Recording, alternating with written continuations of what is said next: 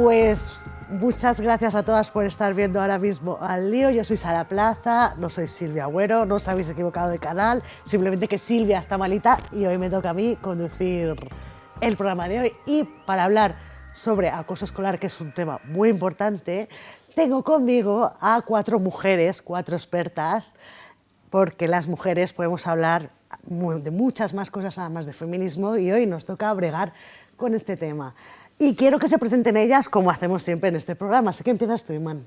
Yo soy Imán, soy estudiante de ahora mismo segundo de bachillerato y estoy aquí pues, para dar un poco mi visión como alumna. Pues muchísimas gracias, una visión que es muy necesaria. María. Soy María Padilla, soy psicóloga y colaboro con la asociación AMACAE contra el acoso escolar y bueno, trabajamos con familias, con niños, con profesores y ahí estamos en esta lucha. Qué bien, muchísimas gracias por estar aquí. Petra. Pues yo soy Petra Ferreira, creadora de la plataforma Suspenso al Racismo, madre de 2 niñas racializadas y una de ellas es superviviente de acoso escolar. Gracias, Petra, y gracias por abrirme a este mundo que tú fuiste la persona que me dio la llave para entrar en él.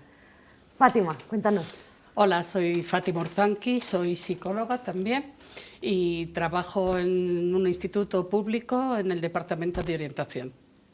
Pues muchísimas gracias a las 4 por estar aquí. Y vamos a empezar. Empiezo contigo, Petra. Como ya he dicho antes, tú fuiste la persona que me abrió la llave a este tema. Empecé a tratar el tema del acoso escolar gracias a que tú me contaste el caso de tu hija y a través de este caso pues me llevaste por un sendero que yo no conocía y es un sendero bastante doloroso y un sendero que a veces se vive muy en soledad, ¿no? Sí. Petra, una de las cosas que te decían cuando empezaste a denunciar el acoso que sufrió tu hija es que son cosas entre niños y entre niñas. ¿Por qué el acoso no es una cosa entre niños y niñas? Pues sí, o sea, quitaban hierro constantemente y efectivamente, como bien dices, decían pues que eran cosas de niños, pero no son cosas de niños porque a la larga conflictos que pueden ser leves se pueden transformar en una cuestión muy grave de acoso escolar con las consecuencias a nivel salud mental y también físico, ¿no? que trae el acoso escolar en las víctimas. Bueno, pues antes de seguir avanzando con este tema que Petra nos acaba de mini introducir, vamos a ver qué es lo que dicen los datos y en qué momento estamos ahora con respecto al acoso escolar. El pasado 14 de octubre, Sandra Peña, una joven de 14 años de Sevilla, se suicidaba tras haber denunciado sufrir acoso en el colegio concertado Irlandesas Loreto. La familia asegura que denunció la situación ante el colegio hasta en 2 ocasiones, pero no se abrió ningún protocolo de acoso. La respuesta del centro, según ha trasladado la familia, fue prácticamente nula. Se limitaron a cambiar a la niña y a las acosadoras de clase. Evidentemente, esta medida fue insuficiente, ya que Sandra seguía coincidiendo con sus acosadoras en patios, recreos, baños o zonas comunes. Según los datos de la Fundación ANAR, en el último curso escolar el 12,3% del alumnado afirmó que él o alguno de sus compañeros está sufriendo acoso escolar y/o ciberbullying, frente a un 9,4% del curso pasado, atendiendo a los datos del informe La opinión de los estudiantes. Las nuevas tecnologías están en parte detrás de este repunte. El 15,8% del alumnado afirma que las situaciones de ciberbullying, de las que son conscientes, se prolongan desde hace más de un año, lo que supone un aumento de 5,9 puntos porcentuales con respecto al curso anterior de estos casos de larga duración. En nuestro país, el suicidio adolescente se encuentra en las cifras más altas registradas en los últimos 25 años. Los últimos datos del INE registran 76 muertes de menores de entre 15 y 19 años durante 2024. El suicidio es ya la primera causa externa de muerte entre los adolescentes, por delante de los accidentes de tráfico, representando el 17,5% de los fallecimientos de esta edad. Hasta aquí los datos liantes. Como veis, el tema es serio, así que os paso con los profesionales. Chao. Bueno, después de este contexto que nos acaba de ofrecer la compañera Cristina Moyano, un saludo para Cristina. Cuéntanos, Fátima, tú como orientadora, como psicóloga, ¿qué es realmente el acoso y qué conexión tiene el acoso con las violencias que nos rodean más allá del instituto? Yo creo que no es más que reflejo de la sociedad general en la que vivimos y que vivimos en una sociedad muy maltratante en general. Y lo que comentaba la compañera sobre el ciberbullying tiene la gravedad de que antes el acoso escolar duraba la jornada lectiva, pero a través de las redes sociales puede perpetuarse durante 24 horas. Entonces, el sufrimiento que afecta a los chavales y chavalas, el estar permanentemente en redes, siendo burlado, siendo ninguneado, con fotos inadecuadas de ellos, pues se alargan el tiempo indefinidamente. María, tú como psicóloga que trata a supervivientes de acoso escolar, ¿cuáles son los impactos reales, porque tiene impactos reales sobre la salud mental y la salud emocional de la adolescencia? Pues un parón en todo su crecimiento, ya sea psicológico, emocional, incluso físico. No es que un niño deje de crecer, evidentemente, a nivel de altura, pero sí que deja de crecer, se queda estancado en esa vivencia y la revive cada vez que está con compañeros y no tiene por qué tener un conflicto todos los días. Hay veces que la clase puede estar, o sea, el conflicto se puede haber pasado, pueden pasar años, puede incluso ir a la universidad y revivirlo como si fuese desde en aquel momento. El cuerpo se queda con esa ansiedad, con esa tensión y con ese pánico. Y puedes ya tener, por ejemplo, 18, 20 y 24 años y 30 y estar en el trabajo y todavía construir ese acoso para resolverlo. Esto es muy importante, ¿no? Porque hay que mirar al futuro, no solo lo que está ocurriendo en este momento. Iman, tú estás en el presente, estás dentro del instituto. ¿Cómo reconocéis el acoso? ¿Cómo lo nombráis? ¿Y qué hacéis cuando lo detectáis entre vosotras? Bueno, es verdad que ahora pues, mucha gente como que mira de lado hacia lo que está pasando, pero yo creo que al final cuando una persona cercana a ti lo sufre, lo notas porque una persona deja de rendir bien en los estudios, deja de socializar como antes y yo creo que al final es algo que nos incumbe a todos, aunque una persona no sea tu compañera o no sea tu amigo, si tú ves que le está pasando a alguien, yo creo que es deber de todos hablarlo y decirlo sobre todo, porque a veces la persona que lo está pasando no es capaz ni de decir que le están acosando ni de decirlo a nadie. Entonces yo creo que al final es también como un deber de nosotros los alumnos. Y también tenemos que tener en cuenta, y esto me gustaría preguntaroslo a las dos, que el acoso no surge de la nada, el acoso siempre tiene un apellido, ¿no? Detrás del acoso puede estar el racismo, puede estar la islamofobia, ¿no? Contándonos un poquito. Pues claro, es que siempre como que el acoso escolar lo tenemos muy enfocado hacia cosas físicas, o tal, pero simplemente como miradas o que te aparten de lado por tus creencias o por de dónde vienes, yo creo que eso también al final afecta mucho. O sea, si tú ves que todo el mundo se relaciona bien, todo el mundo se llevan con ellos, pero siempre hay como un grupito apartado por como he dicho, por sus creencias o por de dónde viene, pues al final es como que te hace replantearte cosas de por qué yo no encajo. No sé qué. Yo creo además que en concreto lo que le pasó a mi hija, o sea, el tema del racismo y lo que vemos a través de suspenso al racismo es el aumento del acoso escolar racista y el racismo en las aulas precisamente a consecuencia de los discursos de odio que vive en la sociedad, como bien decía antes la compañera. Realmente la escuela es el reflejo de lo que es la sociedad, entonces es una consecuencia más de todo lo que estamos viviendo como sociedad. Claro, para ponernos en contexto, Petra tiene una hija que es afrodescendiente y la raíz del acoso está en su racialización. Efectivamente, sí. Nosotros tuvimos que denunciar al centro y conseguimos una sentencia favorable en contra de la Comunidad de Madrid, precisamente el primer caso de acoso escolar racista reconocido con una sentencia. Bueno, y ahora hemos hablado del racismo, pero yo ahora os quiero lanzar una pregunta a todas. Hay unos protocolos, se supone que debieran abrirse unos protocolos cuando sucede un caso de racismo. ¿Por qué no están funcionando o por qué están llegando tarde si es que se abren? Venga, dale. Porque yo creo que la raíz realmente no es el racismo. La raíz es que los colegios no están preparados para que un niño o una niña tenga su verdadera personalidad, ya sea su piel, su expresión facial, lo que sea. Y hay veces que un niño no tiene que ser ni de ningún color diferente, sino que directamente se agrupan todos y le hacen ese rechazo, a lo mejor porque se ha incorporado en el último momento al instituto y cuesta un periodo de adaptación hacer amigos, y simplemente por esto ya tiene un rechazo de todo el año. Entonces, estamos también equivocados. Yo creo que hay una equivocación con la raíz realmente de que en ese colegio o en los institutos hace falta un protocolo, ya no solamente de cuando se hace bullying, sino una prevención de educación en valores, educación en la empatía, y con eso ya a lo mejor no tendríamos que hacer tantos protocolos, que por cierto también opino que no funcionan. Hay 17 protocolos por cada comunidad autónoma y es evidente, o sea, que remitiéndonos a los hechos no funcionan en ninguna comunidad autónoma. Entonces, efectivamente, o sea, no funcionan, y lo que nos preguntamos los activistas en contra del acoso escolar es ¿quién va a hacer algo? O sea, ¿quién está al mando? Porque no sigue habiendo víctimas, nos estamos acostumbrando a que las noticias salga que se ha suicidado un niño con 13, 14, 12 años, y creo que es muy peligroso acostumbrarnos a esas noticias. ¿Algo que añadir, Fátima? Sí, yo quería decir, las cifras que daba de estadística tu compañera partían, creo recordar, desde los 15 años y dejan fuera en la franja de edad de 12 a 15 años, que es en la que mayor número de suicidios ocurre, con lo cual seguramente si hubieran cogido esa horquilla de edad el porcentaje sería muchísimo más alto. Yo creo que el racismo puede ser una de las razones, pero no la única. Yo creo que es cualquier cosa que sea diferente a la mayoría.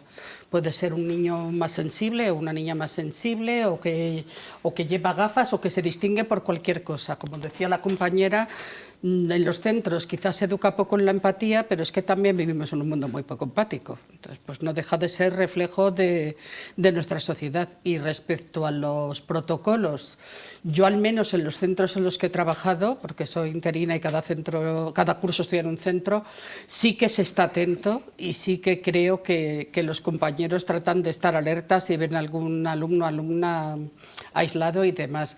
¿Cuál es el problema? Que los profesionales de la educación tenemos que cumplir la normativa, y la normativa de acoso escolar es el decreto 32. Es un montón de burocracia, es un montón de profesores que intervienen en la investigación, pero todo está enfocado a la sanción. No está enfocado a la prevención, que como en salud, como en casi todos los temas, es lo que realmente funciona.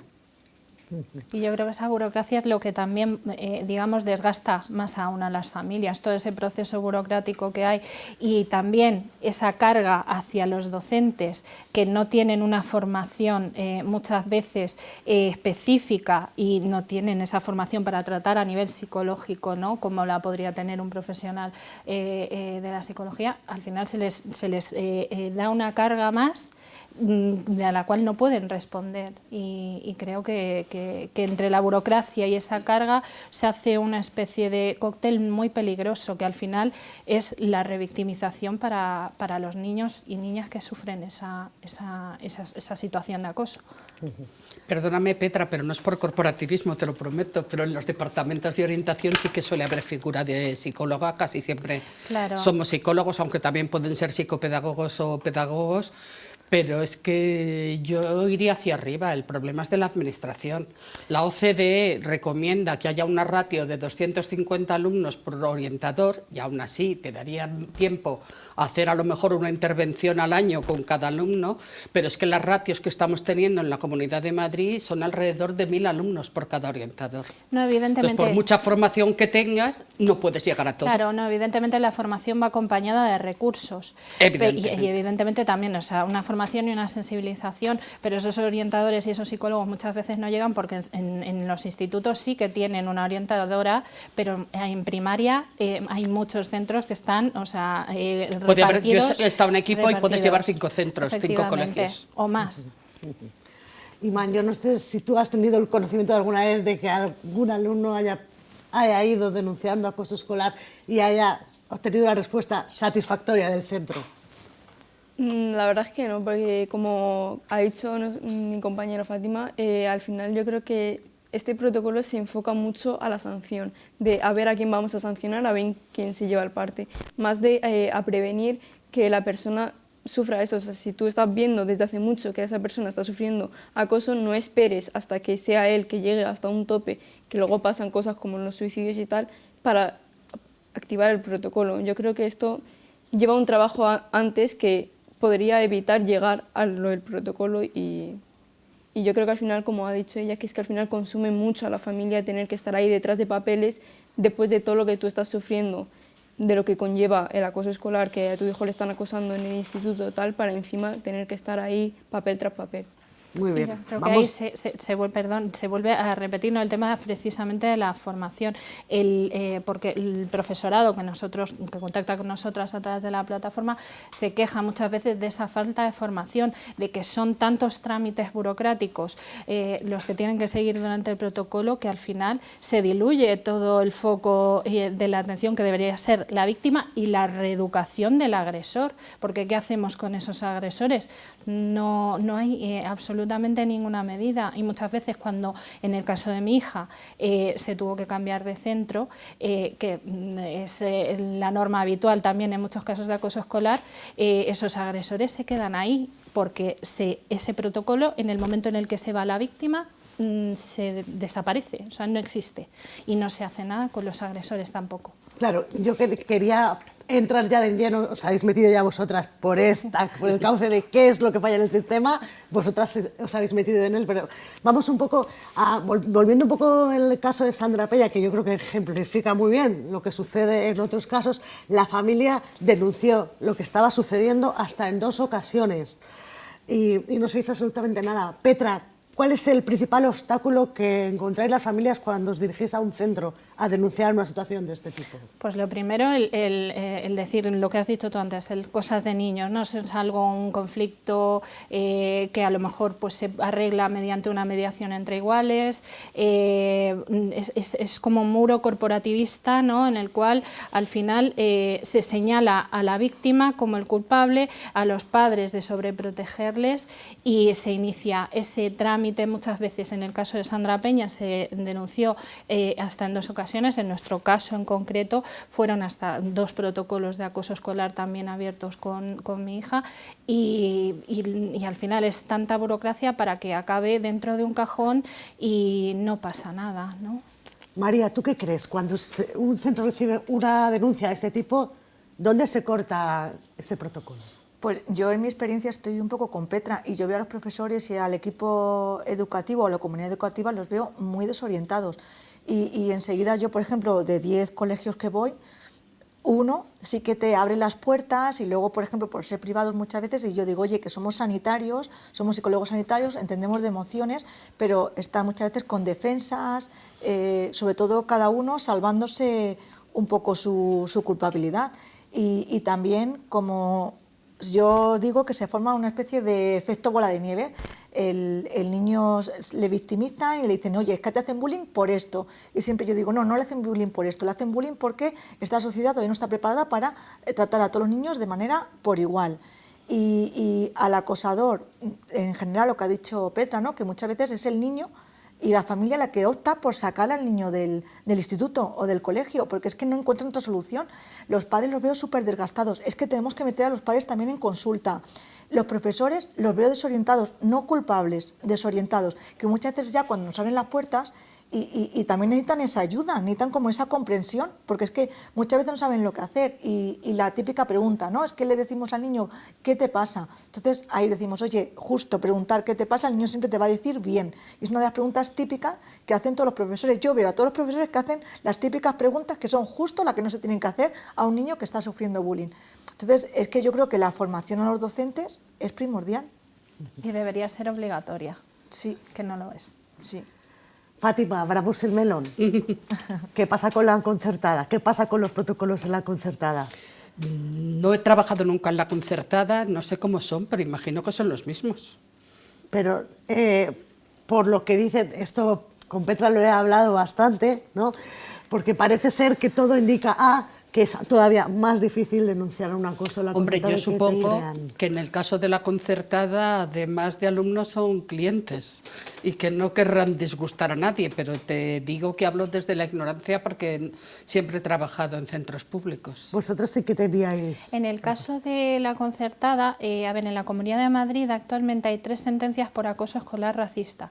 La primera fue la nuestra en 2019 y hay otras 2 posteriores de centros concertados. de 2023. Entonces, efectivamente, no se les ha retirado la financiación, pese a tener sentencias firmes que determinan la existencia de acoso escolar y del mal funcionamiento de ese colegio, cosa que es cuanto menos cuestionable y sorprendente, que un centro con una sentencia por acoso escolar racista continúe recibiendo financiación pública.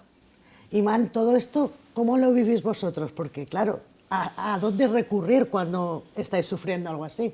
Claro, y también es que muchas veces tenemos el sentimiento de que no se nos escucha lo necesario, pero más porque los institutos creo que miran más por la reputación del instituto. Si cierto instituto tiene tres casos de acoso escolar y tal, a lo mejor su reputación es como más mala, entonces como que se echan para atrás sobre abrir protocolo o tomárselo en serio, más por eso que por mirar de verdad qué es lo que estamos pasando nosotros. Y yo creo también que nos tenemos que quedarnos con el mensaje de que al menos se está poniendo el tema sobre la mesa, aunque esa puesta sobre la mesa es a costa de vidas. Sí. Porque hasta que no sucede algo como lo que ha sucedido con Sandra Peña, no se habla del acoso, ¿no? ¿Qué opináis? Por desgracia no ha sido el primer caso de suicidio de un adolescente. Otros han salido menos en los medios de comunicación, pero es un problema que lleva tiempo ocurriendo, que además desde la pandemia empezó a empeorar la salud mental de los adolescentes y que es un tema que no se está abordando adecuadamente, yo creo, de verdad, y me duele decirlo, que por no sé qué intereses, porque sería cuestión de medios. Hay muchísimos psicólogos buscando trabajo y desde los institutos lo que podemos hacer es derivar a recursos, y es que los recursos de salud mental infanto-juveniles están saturados. Desde que derivas a un chaval hasta que le atienden pueden pasar 6 meses y no todas las familias tienen recursos para poder acudir a un centro privado. El sistema está saturado, yo creo, y no funciona, o sea, es evidente que no funciona, porque todos los mecanismos que se tienen que activar con la apertura de un protocolo de acoso escolar no se activan, no funcionan, pues porque Fiscalía de Menores está saturada y prescriben los casos leves y graves, porque en menores las prescripciones tienen unos plazos distintos, Servicios Sociales también está saturado, Policía, claro, tiene intención de trabajar en el tema, pero están limitados. Entonces, yo creo que se enfoca también el tema desde las sanciones, ¿no? Desde el marco punitivo, y no debería ser así, sino que deberíamos ver que el sistema, tal y como está estructurado, está fallando. Esta reflexión antes la he hecho Iman y me ha parecido muy interesante, ¿no? El marco punitivista, ¿no?, que instauramos en torno al acoso, y también yo creo que habría que hablar un poco de la reacción de la gente cuando sucede algo así y cuando de repente empiezan los comentarios que tienden al linchamiento o que tienden a frenar el acoso con más violencia. Esto no debería de ser parte del debate, ¿no? No se debería introducir el elemento de violencia para frenar el acoso. Pero también influye mucho, como decía María, cómo sean las familias. Hay familias que también siempre desautorizan al profesorado. Nuestro margen de maniobra es muy limitado. El otro día en mi centro 2 chavales les pillamos en el pasillo diciendo: pero si liamos una gorda y nos ponen un parte y nos montan a casa.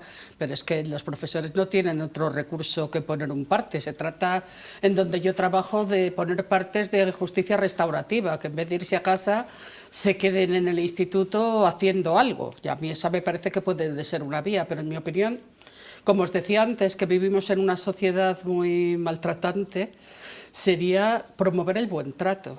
Que fíjate si es escaso, que ni siquiera aparece en el diccionario como una palabra. Yo admiro mucho a Fina Sanz y ella siempre habla que los seres humanos pensamos en palabras. Entonces tú maltrato lo puedes buscar como sustantivo y como verbo.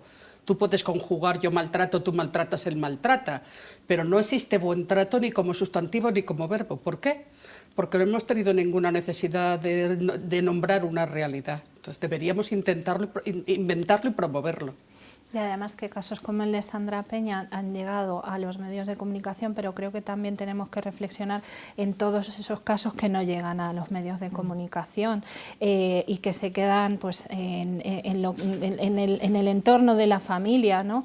Y eso es terrible, es decir, cuando el acoso escolar llega a una familia y termina con un desencadenante como es el suicidio de un menor, es terrible y la verdad es que yo creo que no tenemos que reflexionar como sociedad en eso, que si un solo caso ya llega a medios de comunicación, ¿cuántos se han quedado en el camino, ¿no? María, tú atiendes a víctimas, pero claro, ¿qué hacemos con los victimarios? ¿Qué hacemos con los acosadores? Necesitan también, supongo, una atención terapéutica. Claro, mira, respecto a lo que estamos hablando y lo que me estás preguntando, primero hay que ver que el sistema no funciona. Entonces, ya a partir de ahí, creo que una de las cosas que tenemos que hacer es hacer conciencia, porque el sufrimiento de las víctimas y de las familias es mucho, pero claro, muchas veces se olvidan los acosadores, lo que he dicho antes. Si no hacemos una intervención donde todas las variables las incluyamos, incluso a los acosadores, los adolescentes les falta un espacio donde poder crecer como personas y relacionarse con ellos mismos y con la sociedad. Les hace falta un espacio. Podemos dar matemáticas, lengua, pero como no tengamos este espacio no les vamos a ayudar a saber ser, que esto es lo que les hace falta tanto con ellos mismos como con los demás. Entonces me parece horrible que un niño víctima de acoso esté tanto sufriendo como los compañeros, los chavales que le están haciendo acoso, que estén absolutamente en un plano psicótico, que no les importe nada. Me parece también absolutamente grave que esos chavales estén creciendo en una sociedad donde realmente si son capaces de hacer eso sin ningún tipo de consecuencia, ni ningún tipo de realidad, ni ser consecuentes con sus propios actos, estos chavales luego van a crecer y en la vida adulta van a estar en una situación donde van a ser un peligro. Entonces, me parece algo también súper grave que no intervengamos tanto como con el acosador, que estamos trabajando construyendo un psicótico, tanto como los chicos que sufren, que estamos construyendo una víctima al final. Entonces, ¿qué vamos a hacer? ¿Qué vamos a hacer? Una sociedad de adultos entre víctimas y maltratadores. Pues mira, me quedo con este último mensaje y si queréis hemos dado una vuelta, nuestra compañera Cris Moyano ha dado una vuelta para ver qué piensa la calle de todo lo que estamos hablando, para ver cuáles son los estereotipos que están instaurados y a ver cuáles son las opiniones que igual luego aquí podemos comentar. Así que si os parece bien, ponemos el vídeo para ver qué se cuece. Un empujoncito, un insulto, ¿quién no ha visto eso en el colegio? Hoy hemos salido a la calle para preguntar sobre acoso. Veamos si la gente se acuerda y qué importancia le dan. ¿Ustedes cómo recuerdan su etapa escolar? ¿Fueron felices? ¿Volverían? Ah, claro, sí. En aquella época ignorabas todo, eras feliz al 100%, no tenías hipotecas que pagar ni cosas de esas, o sea que bien. Yo también muy feliz en mi etapa de niño, sí. Fui muy feliz y no volvería porque me lo paso mejor ahora. Sí, volvería. Sí, estuvo bastante bien. No volvería porque no me gusta estudiar, pero sí. Sin duda, volvería. Mi etapa la verdad que la recuerdo bien. Volvería, bueno, ahora estoy de universitario que tampoco está mal. ¿Y ustedes en primera persona sufrieron acoso o lo presenciaron hacia algún compañero? Sí lo presencié, pero en aquella época como no entendías que era acoso, sino que aquel le pegaba al otro y eran cosas de niño, pues hoy en día ya estás más sensibilizado con el tema. No supieron identificarlo en el momento, ¿no? No le daban ni... No, la verdad que no, en ese momento no sabías todo eso, era, ya te digo, juegos, empujones o... Cosas de niño. Pues la verdad que no. Y fíjate que he tenido para que me acosaran, pero la verdad que he tenido compañeros muy buenos. Había compañeros pues que hacían bromas demasiado pesadas. Sí que es verdad que siempre había el típico niño que, bueno, que no estaba muy bien considerado, que se le hacían bromas. ¿Y usted en ese momento lo supo identificar? ¿Hizo algo para intentar ayudar al compañero? Pues la verdad es que no, sinceramente. Lo veías como algo que, y yo que había recorrido tantos coles y tantas clases y había visto que siempre era igual en todos los sitios, pues se asumía. Yo sí fui acosada. ¿Cómo recuerda aquel momento? Pues muy malos, años, ¿eh? ¿Y alguien en su entorno hizo algo para intentar ayudarla? Nadie hizo nada. Yo me lo comí, yo lo sufrí con alguna amiga que me apoyaba, pero muy mal, sí. A la directora del colegio, que era una monja, era un colegio de monjas, no hizo nada. Se habla de las víctimas, pero ¿qué pasa con los acosadores? Bueno, cuando estaba en la primaria, como era la nueva del grupo, me aislaron y eso, bueno, antes el bullying se lo resolvía uno mismo en la escuela. ¿Y cómo lo resolvió usted más o menos? ¿Cómo recuerda ese momento? Mi papá me metió en karate y con defensa personal. ¿Pero en su colegio no hicieron nada por intentar ayudarla? No, ninguna, para nada. Ya no es que me dejaran de lado, son comentarios que depende de tu personalidad, pues te pueden afectar más o te pueden afectar menos. Yo lo contaba, pero como tampoco, como he dicho, eran comentarios tan obscenos, pues no tomaban medidas ni nada, simplemente sois niños, no pasa nada, ya.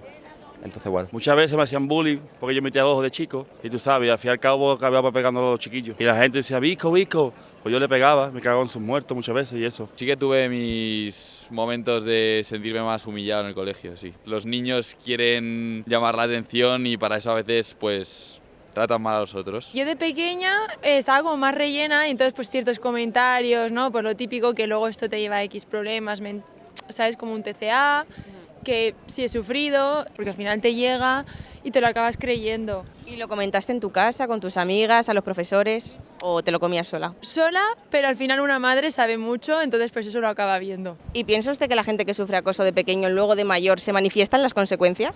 Hombre, yo todavía tengo un poquito de trauma, la verdad. Salgo por la calle y me vean todo el mundo, digo, pues me echarle cuenta. Cuando eres adulto, tú reflejas eso en tu comportamiento, normalizas las malas acciones, las malas palabras. Tiene que haber algún rechazo hacia las personas, miedo a relacionarse con ellas, inseguridad, a veces lo contrario, a hacer él lo que le han hecho antes. Yo he podido superarlo, mi hermano yo creo que no lo superó bien. Creo que sufren muchas consecuencias, no se llegan a desenvolver del todo, les da miedo ser ellos mismos. Todo lo que sufres de pequeño tiene una huella en ti. Si no tienes ayuda, a lo mejor no sabes gestionarlo y te pasa factura al final. Puede influirte en todo, en el trabajo, incluso ir por la calle. Bueno, yo creo que tienen que trabajarlo con ayuda, ¿no? Porque sí que les puede causar serios problemas. ¿Y piensa usted que nos estamos pasando con la concienciación, que hay cosas que son de niños?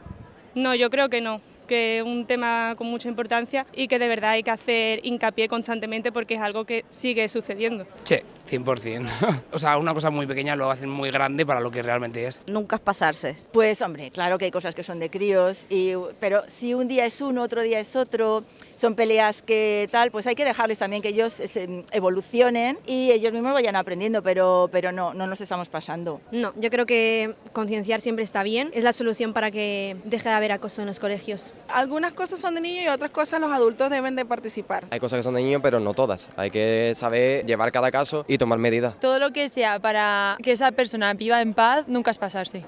Pues bueno, liantes, ya veis que la gente se lo toma en serio, así que os dejamos a vosotros que debatáis sobre el tema. Nos vemos el programa que viene. Chao. Bueno, ¿qué os ha parecido? He de decir que es la primera vez que estoy en este programa y veo un vídeo donde la gente está tan concienciada. Es verdad. Si no me equivoco. Y si la gente está tan concienciada, ¿por qué tenemos la situación que tenemos? ¿Qué pensáis? Pues yo creo que lo que se mencionaba en el vídeo, ¿no? El tema de cosas de niños que tenemos tan interiorizado en la sociedad, también esconde cierto adultocentrismo, ¿no? El no escuchar a los niños, lo que decía antes esa mujer, que tuvo que vivirlo ella sola y que no tenía quien contarlo. Yo creo que es muy importante que los adultos nos concienciemos que es necesario escuchar a los niños. O sea, que no son cosas de niños, es decir, que si un niño verbaliza algo que le está ocurriendo, es porque hay algo detrás y a lo mejor tampoco lo verbaliza, pues tendremos que intentar encontrar lo que ocurre, ¿no? O sea, es mi opinión. Claro. Me tomo esta idea y se la traslado a Iván. Sí, yo creo que también al final es como que se queda al final en las palabras. A todos nos importa mucho, pero no, que sí, le damos mucha importancia, pero no actuamos como deberíamos actuar, porque dejamos que pase el tiempo.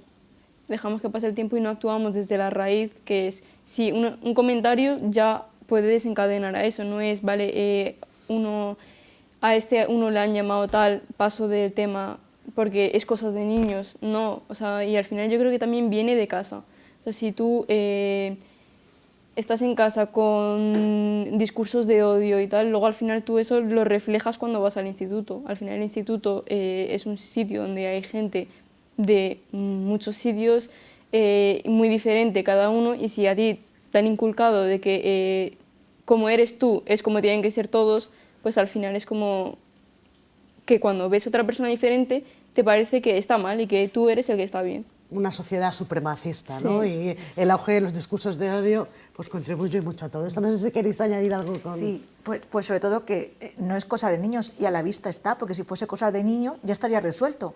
Es que no solamente es que no sea cosa de niños y no lo puedan resolver, es que los adultos que estamos alrededor tampoco lo podemos resolver.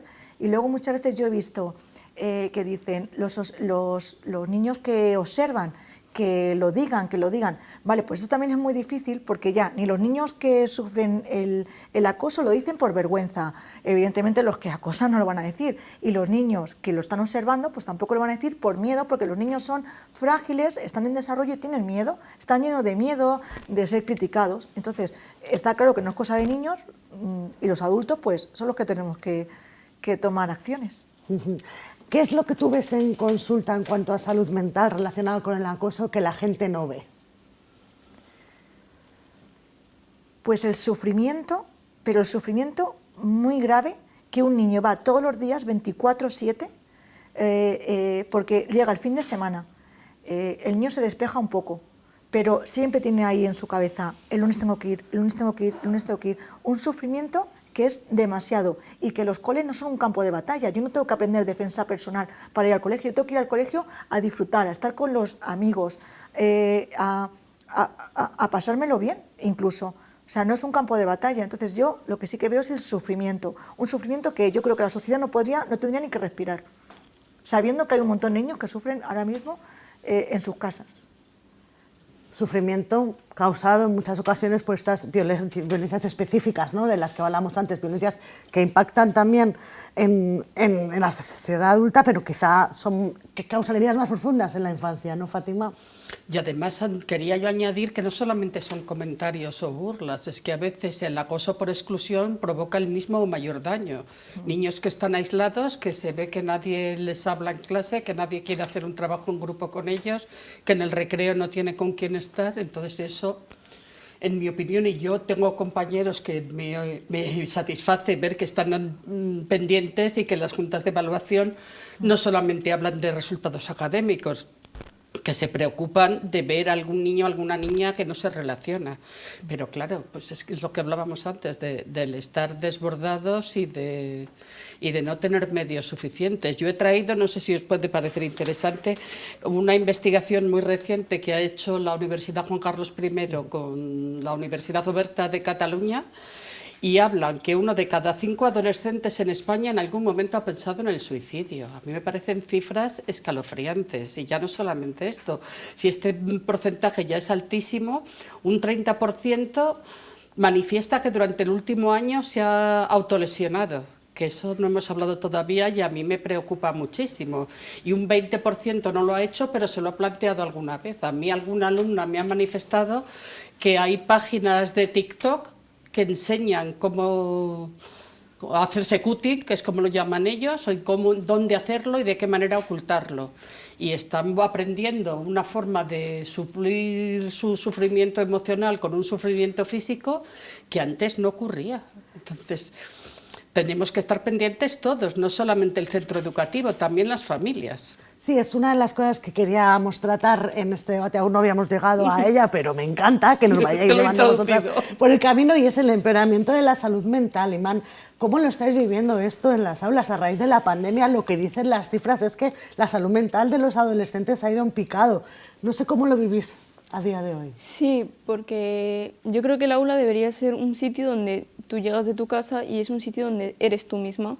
Tienes a tus compañeros y nadie te debería tener miedo de decir algo o de tal, porque se supone que tiene que ser un sentimiento de comunidad, pero en el momento en el que tú te sientes juzgada en el aula, pues ahí ya deja de ser un sitio el que deberías disfrutar de ir. O sea, yo creo que todos los niños y todo el mundo debería ir a disfrutar de ir a clase y aprender o a estar con sus amigos, pero en el momento en el que tú sientes que en el momento en el que tú entres en el instituto ya te van a empezar a juzgar, no te van a dejar ser quién eres ni nada, es que al final es como claramente, y yo creo que después de la pandemia también como que ha ido empeorando, porque yo creo que Antes, como estábamos detrás de una pantalla, pues era todo menos físico, y en el momento en el que hemos vuelto a las aulas es como que se ha perdido ese sentimiento de comunidad que teníamos todos juntos, y no sé cómo lo veis vosotros.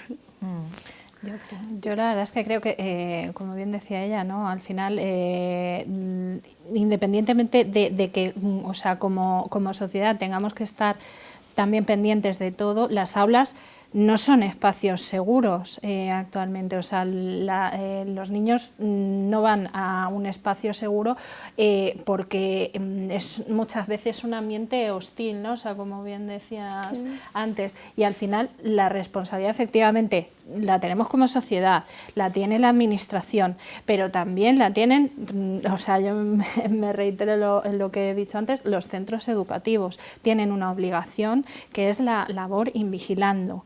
En el momento en el cual los centros no realizan esa labor invigilando, que es la correcta vigilancia de los menores durante el tiempo de permanencia en el centro educativo, la responsabilidad es del centro educativo. Bueno, yo creo que ya es el momento para que no sea todo el programa cargado, cuando esté cargadito de negatividad, vamos a hablar de soluciones, de respuestas. Hace poco, y tras el suicidio de Sandra Peña, el estudiantado respondió a través de una huelga que fue muy visible en las calles y que puso este tema del acoso escolar sobre la mesa. Imán, ¿te parece que la huelga es un instrumento adecuado para una lucha de este tipo? Sí, totalmente. Yo creo que las huelgas son muy necesarias, pero en todos los ámbitos, porque al final yo creo que es de la única manera en la que conseguimos que nos escuchen como estudiantes, porque muchas veces tú te quejas, pero es que nadie te hace caso, no te toman en serio como alumna. Entonces yo creo que al final cuando se organiza una huelga o una manifestación es una manera de decir que es que estamos todos de acuerdo con esto y lo estamos manifestando. Es una manera de que nos hagan caso y que vean que es un problema real. Además, esto es histórico porque yo no recuerdo ninguna otra huelga contra el acoso, ¿no, Petra? No, yo creo que fue el sindicato de estudiantes marcó un hito histórico que no se había dado hasta ahora. Y es que los estudiantes salgan a las calles para denunciar lo que está ocurriendo en los centros educativos. ¿Tú ese día sí que estuviste en la manifestación? Sí, estuve con mi hija. Sí. ¿Qué se sentía? Pues la verdad, yo estaba completamente emocionada porque pensaba en Sandra y pensaba también en todas las víctimas que ha habido, ¿no?, en el camino, y que mi hija también podría haber sido una más de las que engrose esas listas de suicidio, y me daba muchísima rabia, por un lado, ¿no?, de que nadie haga nada, y por otro lado, pues evidentemente sientes como madre el dolor de lo que puedan estar sintiendo esos padres. Así que fue bastante un cúmulo de distintas emociones, pero fue, la verdad es que muy emocionante ver a todos los chavales salir a la calle de esa manera. Venga, soluciones. María, ¿qué cambios proponemos? Bueno, pues yo voy a hablar un momento de la huelga, que chavales míos que sufren acoso, pues lo vivieron como algo donde siempre están solos, ven a sus padres desbordados y entonces ese día pues estuvieron acompañados. Entonces, pues soluciones, pues en este caso que se le dé voz a los niños, a los adolescentes que sufren acoso, que se intervenga más en las aulas, que se dé formación a los profesores, que se hagan dinámicas de prevención, que hay muchísimas, que se les dé un espacio para que esos niños crezcan a nivel de no acosar y a nivel de sufrimiento, y que por supuesto que no tengamos que intervenir si previniésemos más. Maravilloso. Fátima, no sé si quieres añadir algo en cuanto a herramientas. A mí me parece que sería saludable restringir el tiempo de uso de pantallas a los chavales y tener más tiempo de calidad entre padres e hijos, que puedas conocer lo que está viviendo tu hijo o tu hija, más conversaciones y menos pantallas, que si los chavales están enganchados, los padres muchas veces también, y que no necesariamente porque tu hijo o tu hija esté en casa puede estar seguro, porque puede estar recibiendo mensajes ofensivos, bien por cualquier red social, por WhatsApp, etcétera. Y yo creo que el dejar un espacio de una comunicación fluida, dar esa confianza a tu hija, en mi caso, para decir, puedes acudir a mí, te pase lo que te pase, y tener un refugio y un apoyo y una protección, permitiría conocerlo antes de que sea demasiado tarde, como casi siempre, pues una comunicación fluida entre la propia familia y la familia con el centro. Este tema de las pantallas, que hemos pasado un poco de puntillas por él y me parece que es un tema muy importante, las personas en la calle decían que de pequeños habían sufrido acoso o habían visto cómo se ejercía bullying sobre un compañero o una compañera, pero es verdad que el acoso que se sufría antes era diferente, ¿no? Porque era un acoso acotado a lo que es el centro escolar, pero el acoso se puede extender las 24 horas del día, ¿no?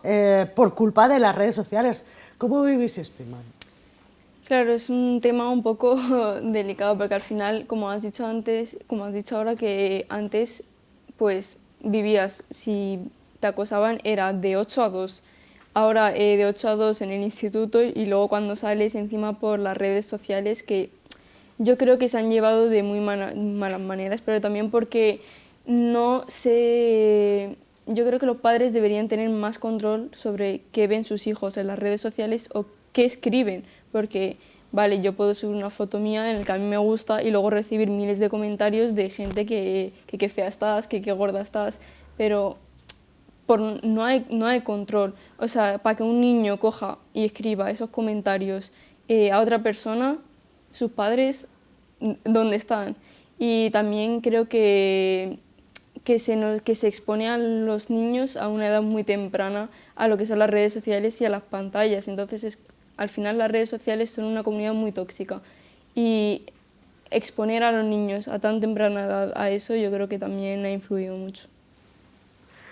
¿Qué hacemos? Ya que estamos en el apartado de soluciones, ¿qué hacemos con las redes sociales? ¿Habéis visto lo que ha hecho Australia?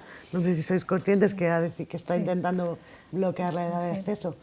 Pues yo creo que o sea, es un ejemplo que deberíamos tomar nota todos el resto de países del mundo, ¿no? Y empezar a legislar en cuanto a este tema, porque es evidente que, como bien decía antes, realmente hay un horario escolar, el cual antes el acoso escolar se quedaba en ese horario, pero ahora al salir continúa, y no solo eso, sino que hablamos de las víctimas que se cambian de centro, continúan aún así, después de haberse cambiado de centro, ese acoso. Entonces, al final, tampoco va a ser una solución lo que se está aplicando de forma constante, el cambiar al menor acosado de centro educativo. Y por otro lado, respecto a las soluciones que comentabas, creo que es sumamente importante la modificación de los protocolos, la reunificación, el añadir, por ejemplo, el racismo dentro de esos protocolos y otro tipo de discriminaciones asociadas, como pueda ser la gordofobia, la LGTBI-fobia,